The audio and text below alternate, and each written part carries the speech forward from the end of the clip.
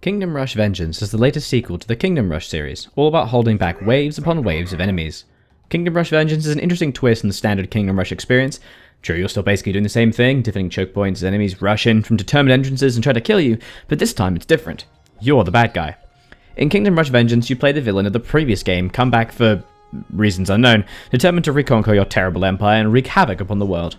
In place of the standard Archer Tower, Mage Tower, Soldier Barracks, and Cannon thing, you have dark and evil twists on each of these buildings. The stats are the same, but it's dark and evil. This skin changing forms some of the problems behind Kingdom Rush Vengeance, because it is functionally the same thing as the previous games. Your Archer Tower is still an Archer Tower, even though it's called Shadow Blades or whatever you. The only real functional combat differences is that their upgrades, which are the special powers they gain when they level up to the highest level through the spinning of gold, are different, essentially making the towers at your disposal little more than thematic alternatives with different skins and abilities. Functionally speaking, this is just Kingdom Rush with a mod pack. However, this isn't necessarily a bad thing. People like Kingdom Rush. The expression "don't reinvent the wheel" exists for a reason. Some things are just good. Kingdom Rush Vengeance brings the same enjoyable gameplay, the same frustration in suddenly having one of those damn enemies slip through your net and make it to the finish line with you unawares. The primary difference in gameplay is the inclusion of sudden surprises. That's not the name of the gameplay feature, but it's the only way to explain it.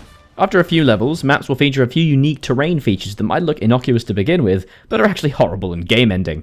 For example, a map with choke points and a logical defensive location might suddenly be ruined because dwarves arrive on a broken minecart track and invade you in the back, ruining your whole defensive formation, forcing you to reload. These surprises are fun to an extent, allowing you to play reactively, but because of the gold system that relies upon defeating enemies to obtain more currency, you can't really defend yourself. In other words, these levels are essentially guaranteed failures the first time around, forcing you to repeat the level.